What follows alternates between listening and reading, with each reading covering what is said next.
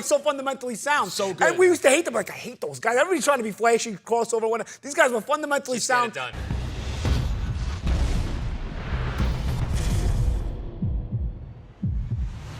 Welcome into the big fight breakdown here on ProBox TV. Download the ProBox TV app. Never fall behind in your boxing news. The big question, how do you bounce back from the first loss of your career? And how do you bounce back against someone who is undefeated? That's what we're going to find out from TSZYU when he takes on Bakram Murtazaliyev on the 19th. Well, our own ProBox TV crew was able to catch up with TSZYU about this fight. This is what he had to say.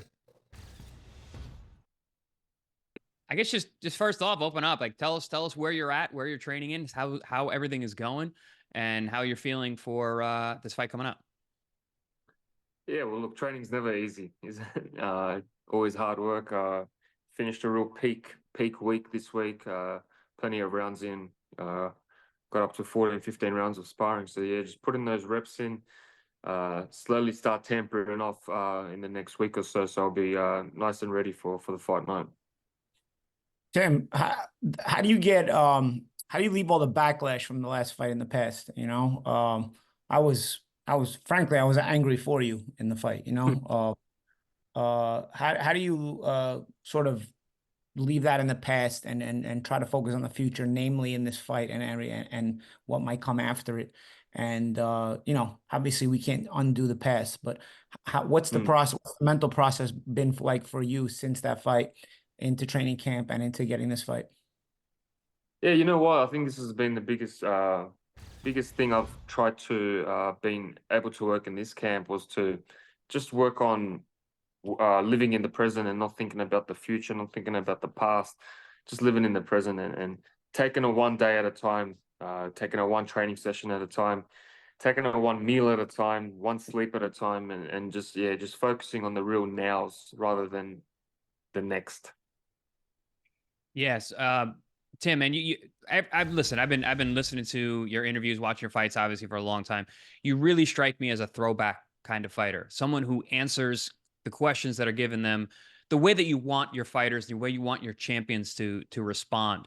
And on top of that, you're willing to fight any of the guys that are around you. Right off the Fundora fight, you're going in. They were trying to make the Virgil fight, and Paulie and I were like, man, he's going right back into it. And then on top of that, you come back and get a title fight.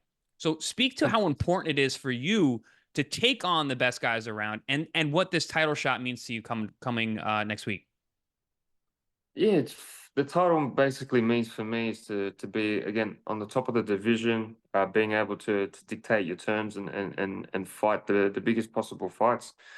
And I've always been a guy for challenges, you know, like I've got an eye for boxing. I live and breathe it. I'm in this sport every single day of my life, even when the fight is done. It really doesn't change for me. It's a lifestyle for me. I live and breathe it. So that's why I'm always chasing the toughest challenges and something that gets me up every morning, even though it doesn't matter who's in front of me. That's what it's all about for me. You know, you talk about that passion that you breathe it, Tim. I want to take a step back. You know, how did you get into boxing? Obviously, everybody knows your father, but what you know, a lot of the sons of champions, I noticed they go into boxing late. Like they realize what their last name is, and they say, "Oh, I want to take a stab at this." But I'm noticing a couple of sons of champions, you being one of them, the Vargas sons being another one, Fernando Vargas' sons. There's guys that have a lot of experience. You strike me as a guy who has a lot of experience. You know, the way you fight, your calmness in the ring. Did you get started? What's the background? How old were you when you started boxing? Yeah, well, it sort of grew up from boxing from a young age, and I think I've always been a big fan of boxing. Always watching boxing, knowing the big fights, and just being so passionate about it.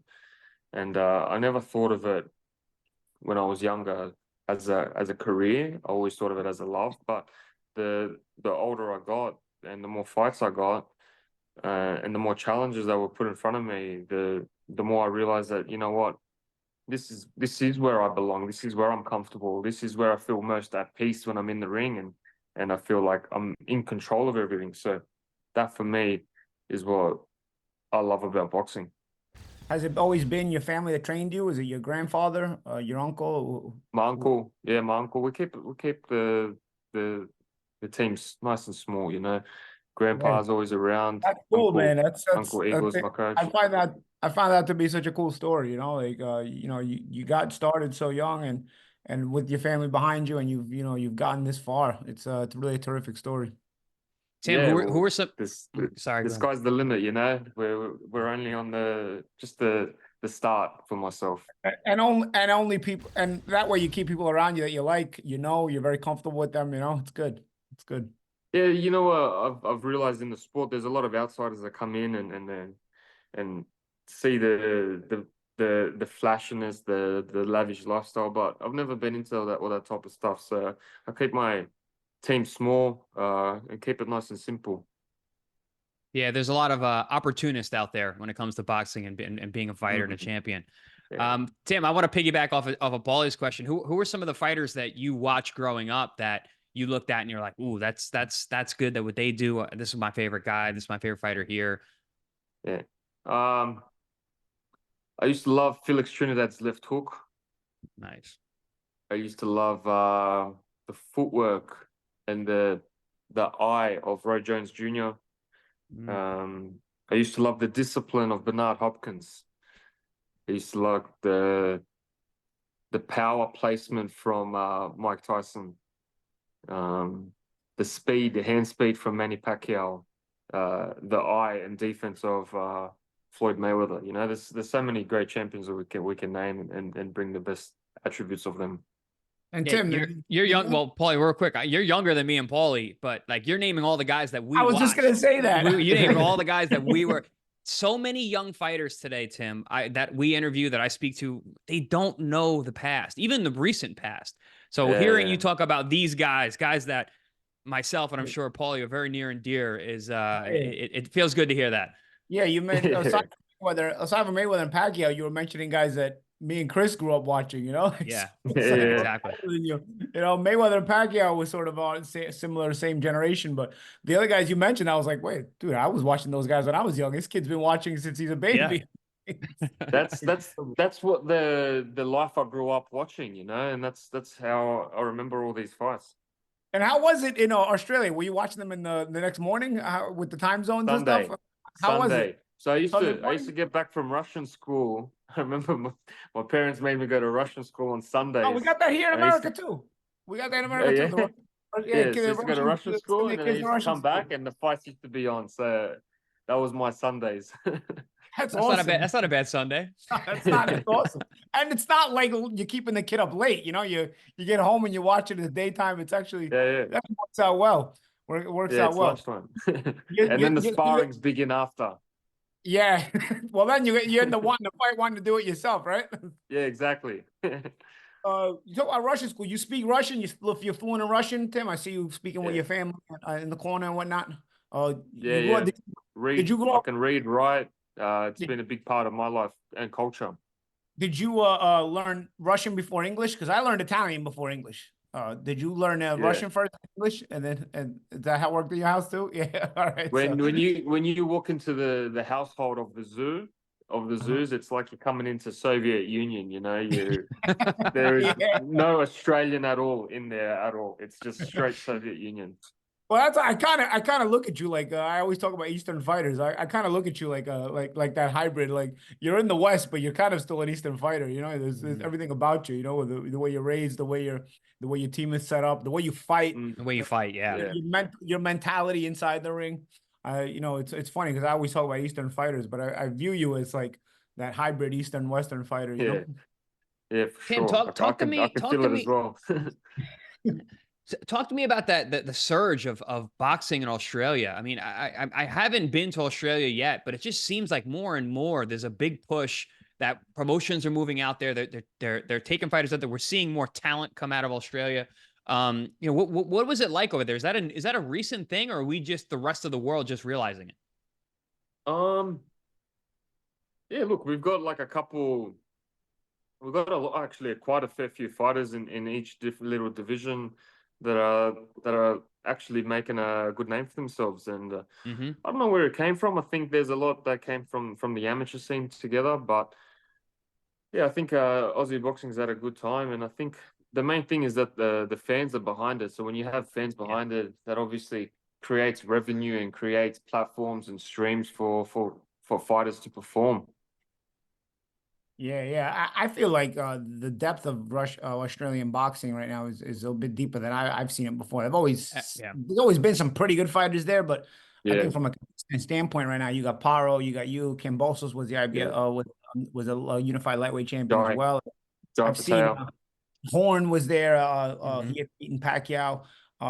You've got Jai, who? Jai Oh, Patel. Opataya, yeah, Opataya, Opatai. yeah, I Yeah, forgot Opatai, yeah. Opataya too. yeah, Yeah, forget those Patel. cruiserweights, Yeah, man. Opataya is really, really a badass himself too. Yeah.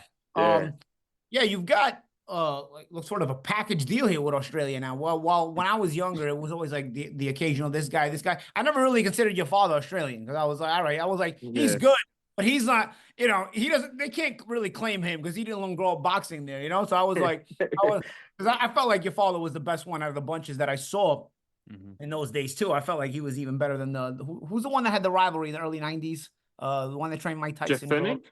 Yeah, Fennec. I felt Fennec, like your yeah. father was higher level than Fennec too. Like I felt like Yeah. there was, but I also felt like, listen, Kasha is also not taught Australian. He's taught Russian. But now Mm. in this generation, you're taught in the Russian style, but you're born and raised in Australia, right? And then you've got Paro, you've got Jayo Bataya. You're seeing the guy beat Lovemore Endo for the IBF title. He was a rough and rugged guy, but that was typically what you got out of Australians. These rugged, sturdy chin guys. But now you're getting a lot of technicians. So I feel like the level of Australian boxing has really risen, and it's in and you're in that generation, rightfully so. Mm. It could be from the coaches as well, the next generation moving up and the coaches teaching rather than just brawling, because Jeff Horn was a brawler, so I think that was the sort of where it ended a little bit, and it's gone a Yeah. little bit more technical. But in the sport, you got to have balls, so I think that's what Aussies have is balls. Yeah, yeah. No, you always had that. I felt like it Mhm. was always Yeah. that, but it's more technique now too. Go ahead, champ. Go. No, I was Yeah. just gonna say like exactly what you said. I mean, they're always tough guys, always had balls, but now you're seeing guys that are technically sound. You're seeing guys that are athletic. You mentioned Alpatai, super athletic guy, but the technique is there too. Liam Power was showing great footwork and ability. There's definitely a transition in the sport. So, and I think Paulie and I have always said when we talked about when you first came on the scene a few years ago, we're like, this guy fundamentally is probably above everybody. You have a very different style, but then you've also got the Aussie balls and the heart and the want to fight everybody. There's a tweet I put out when I saw it was about you. First time I saw you fight. I think it was might have been the Horn fight, or might have right around that time where they were showing you in the States.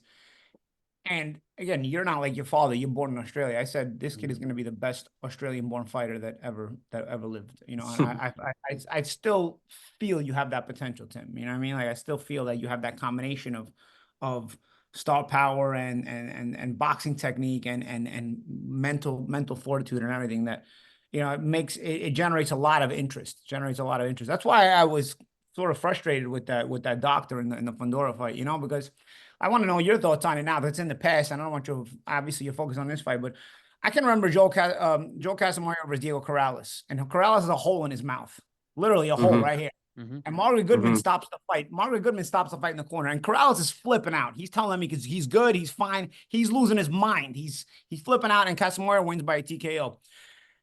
And that's the story I go to with your fight. Just because you're saying you can see, and just because you're fine, the point of the ringside doctor is to know better. You know what I'm saying? Like the point of the ringside doctor is to stop that fight with that cut on your head. Doesn't matter what you say. Otherwise, we don't need doctors in the corner, And in Corrales' case there, Corrales would have just kept fighting. He would have fought until you split his whole mouth, right? He would have fought. Margaret Goodman stopped the fight because she's a doctor. That was my real issue with the Vegas Commission and that doctor who they found. They might have got his degree down the street at the sandwich store, Because I didn't understand why they were letting you keep fighting. You as a fighter are going to be a fighter. It's not your concern. But when you're on the outside looking in, you view a fight differently, especially post-retirement and whatnot. And I was like, this fight completely spun on its head when you got this cut. Was there? I mean, obviously, I know you don't. You got to probably fight. You got to fight in Vegas more in your life, so you're not going to look to burn bridges. But how frustrated was it? Frustrating was it after, or was it just something you put in the past and said forget about it? I go forward. I think at the time I was sort of like, when it first happened, I was like, I didn't know what was going on. I could feel the blood. I could see it stuck in my eyes, but I couldn't actually physically see what was on top of my head, and the amount of blood that I was actually losing. So I remember feeling that this didn't feel like a normal cut, and every time I sort of went to the ref, he was like, "Are you all right?" I'm like, "Yeah, I'm sweet." And then, I mean to the doctor, and he was like, "Yeah, sweet." So I was like, "All right, so it's pretty fine." I was judging what they were saying, but yeah, looking back at it, it was a pretty and hideous. not just the cut, Tim. The amount of blood, it's all over the place. You know what I mean? Like you're obviously see. It was very clear you couldn't see. So I mean, I don't understand how a guy like that gets a job, especially at a championship fight. Put that, not let that guy shouldn't have been working an amateur show, let alone a world championship fight in Las Vegas. I'm still shocked at that. Well, at the very least, the cat's out of the bag that you got the heart of a lion, because the fight through basically being blind against a guy who's 6'6" definitely speaks worlds. But Tim, I know you're close to fight time. We don't want to take too much of your time. I feel like Paulie and I could probably pick your brain all day long and have a good time doing it. But you got work to do, and we're looking forward to watching you fight. Thanks for taking the time. Nah, appreciate it, guys, man, and it's a pleasure to be talking to you guys. Well, there was Tim Tszyu with our champs. You see the tail of the tape, that one loss, of course, in his last fight, 24-1, 17 knockouts. Murtaza Aliyev, 22-0, 16 knockouts, 6 foot at 154 pounds. Will that be an issue, that height disparity? I'm with the champs now, Paulie Malignaggi, Chris Algieri here in studio. Paulie, one thing I want to ask you about that came up during the interview, in a sense, is you have a Russian fighter versus a guy who has a Russian mentality, as you say, the Soviet style. Do you think that takes away that edge of Murtaza Aliyev as far as intimidation and style? Yeah, I think so. I mean, I think it'll be a style that Tszyu is familiar with. At this point, though, Tszyu is a world-class fighter. He's bona fide as a world-class fighter. So when you're a world-class level, there's not too much you haven't seen. Between the amateurs and the pros, you've typically even seen these Eastern styles at this point because, it's not like it's a closed-off world like back in the day, So it's not a completely different thing as it used to be. And also, as we were saying in the interview, Tszyu is raised very much in a Russian culture in Australia and in a Russian boxing style trained by his Russian family. So I don't think that part of it will confuse him. And of course, I don't think very much will confuse him in general because he's been fighting against a lot of Western fighters as well. So be it Eastern or being Western, at this point, he's seen a lot. He's a bona fide veteran. When you look at Murtaza Aliyev, his record, undefeated, but Chris, he hasn't fought the level of opposition anywhere near Tim Tszyu. When I looked at the odds, of course, we've got to wait for the better side to really make my bets, but 5-1 favorite is Tim Tszyu, based on that, basically that experience disparity. What's your thought on that? I think that's pretty wide. And I think it's too wide. This guy's tough. This is not an easy fight for Tim Tszyu. He's 6 feet tall. Tszyu is 5'8.5". He's pretty short for a 54-pounder. But Murtaza Aliyev can punch, especially with that right hand. He's a tricky right-hand puncher. He sneaks it in there on the way, going forward, going backwards. You hit him, he hits you back, and he hits you back hard. And he's a very, very dangerous guy. He throws that right hand very, very long from the outside. And when he gets you hurt, he really pours it on. He's a very, very intense guy in the way that he fights. He's a little more reckless than most Russian fighters that I've seen. But he really wants those knockouts. He goes for it. And he's willing to get hit, and he's willing to put his nose on the line to get out there and get somebody who's hurt out of there. This is a crash course type fight. And when the guy has length and height the way that Murtaza Aliyev does, plus the power, this is not an easy fight for Tim Tszyu. I really tip my hat to him going into this kind of fight after coming off of 1, a layoff, 2, an injury, and 3, his first loss. But Tim is not exactly a soft puncher either. No, if you're reckless defensively, Tim has shown that, if he can land, he can hurt you. Tim has to get past the length. He's got to get past the length, and which we've seen in the Fedor fight. He was excellent letting that right hand over the top. But as you said, Murtaza Aliyev is not exactly the defensive specialist either. You got to get past the length, but a lot of times it could be that Murtaza Aliyev will kind of give it to you, too. From what I saw, the things that, that Tim can capitalize on is really the balance. The balance, because Tim has fantastic balance. For a shorter guy, he's a very, very good position fighter. Murtaza Aliyev, because he's so power happy, will fall off balance at times when he throws. He overthrows his right hand at times. He'll overthrow the left hook, and he will fall off balance. There will be opportunities for Tim to capitalize on that, but he's got to be careful on the outside. That's the thing with like the modern Eastern fighters too. You used to never see an Eastern fighter that had bad balance. No. Before they were so fundamentally sound. It was crazy. You know? And that's why I said this style is a little different. You talk about that, but Paul, you've talked about that in the amateurs when it's points and you're piling up points. That Soviet style was perfect. When you want that knockout, you can be a little off balance. No, it was fundamentals, man. It was it gets you so far, even in those tough situations, tricky situations, and in those short fights. You know, that's why they were so good in the amateurs. You know, modern day, you got a lot of intermixing and cross culture stuff. So I guess you're starting to see some of these Eastern guys not be as fundamentally sound, and maybe lean more on their power, or lean more on the flawed fundamentals between increased power and increased. I was going to say, you're seeing these mega standout amateur programs, Russia, Cuba. You're now seeing them making the professional style. You know, because knockouts are important now. It's very important. You got to sell, and you got to understand that. Where those guys used to get the knockouts in time, but they were very structurally sound. Now you're seeing guys that are way more front-footed, way heavier on the front foot, falling off balance at times, to throw those shots. So we're getting these hybrid amateur programs that are becoming modern. So, Paulie, to take it back, and please continue in a second, Paulie, but what I wanted to bring you back to was, is this the right guy as a bounce back for Tim Tszyu? Paulie, if you're his management, you're his people, you're his whatever, is this the guy you bounce back with? You know what it is? Tim is not a spring chicken either. He's already in his 30s. So it's not like you have a guy like, okay, let's take our time, let's rebuild him. He's just under 30. I think he's 29. Oh, he's 29. Yeah. So again, but you're still right there. Got miles on him. You don't Prime. He's on prime. Exactly. Prime. You know, it's if you're 25, like a Devin Haney, for example, okay, you got time on your side. Rebuild. You're gonna, rebuild and whatnot. But Tim, it's not old, but you're at an age where you want to take advantage of the age, because this is the age where you want to make an impact, And so, because of the age, I don't mind it. And again, Murtazaliev is just flawed enough. You're in a weight class that's so good right now. So Murtazaliev, and while normally he wouldn't be a soft touch, in a weight class like it is right now, he's a little bit of a softer touch, at least, than some of the other, great white sharks that are, to make a comparison in the weight class, And like I said, it's a fight that will allow you to get back on your fundamentals and work on things, because fundamentally you can beat Murtazaliev if he gives you those opportunities to do it. And that's what I was going to say, to make a story about when I was younger. It has nothing even to do with boxing. I can remember playing basketball at the basketball courts in Brooklyn when I was young, right? And there was all kinds of cultures over there. It was like we ran full courts all the time. And I can remember, everybody had their team and show up. Winner stays on, loser goes off, and different basketball courts. And there was these 5 middle-aged white guys. We used to call them the Utah Jazz, because in the 90s, the Utah Jazz were so fundamentally sound. So good. And we used to hate them. I hate those guys. Everybody's trying to be flashy, crossover, whatever. These guys were fundamentally sound. None of the no-look passes, but they would win a lot of games. And I was like, I hate those Utah Jazz guys. Dude. And one of my friends goes, yeah, it's just so fundamentally sound. which when you're a teenager, is an insult. No, and you don't really give it credit. It's like frustrating. You're like, it's so fundamentally sound, though. You got guys doing behind the back passes all over the place. One-handed dunks. And these guys are just, they're a pain in the ass to play. But again, fundamentals, going back to bring it full circle into boxing, your fundamentals, even if you're not always world class, your fundamentals get you through these kind of fights. So this is why it's not a terrible get back in there fight. It's also a title fight, right? Is it? Yes, it's an IBF title fight. So it gets you a world championship, puts you back in the title picture.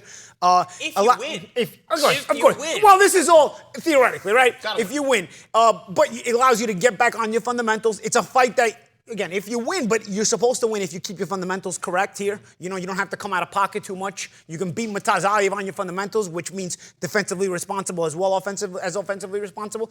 And then you enter the title picture if you win, and you have the options again, because Tim Tszyu is a big name in this weight class. Is Terence Crawford the third man in the ring? Because he says he wants to fight Canelo. Doesn't look like that's going to happen. He might have to fight somebody at 154. That's the big money fight. Is everybody at 54 right now kind of angling for that fight, or is it in the back of your mind managerially? Yes or no? I don't think so. I don't know. I know, he's the looming star of the division that, guys are going to want to get that fight. But a guy like Tim, he just wants to be world champion again. He wants to. I think he's dead focused on what he has in front of him. I think that's the way they think. I think Murtazaliev is a guy who wants to hold on to his title. He's got a big name fight to get a lot of eyes on him for this fight. So I think these guys are going to be very, very hyper-focused on what they have in front of them. And then we're looking at Fundora, and they talk about that. That looks like that Spence fight is going to happen. I don't know if that's been officially announced, but that seems to be the fight that's going to happen. So like, once again, you know, Terrence Crawford is the odd man out, looking from the outside looking in, like kind of like a gargoyle on top of a New York City building, looking in on where can I fit in. But I think all of these guys, again, this speaks to the weight class. You mentioned it, Champ, how tough this weight class is. Every one of these guys needs to be on their P's and Q's each and every time against each other. We saw that in the Virgil Ortiz fight when he fought Bohocek, who, this was a similar situation. Everyone's thinking, oh, Virgil Ortiz is the favorite. It's going to be, you know, it's a Virgil fight. You know, the guy's down twice in the fight. It's a very close fight. A lot of people thought Bohocek won. So this is a very, very similar situation where Tim's at. Everybody's good. These guys are all good. Montezaliev is very good.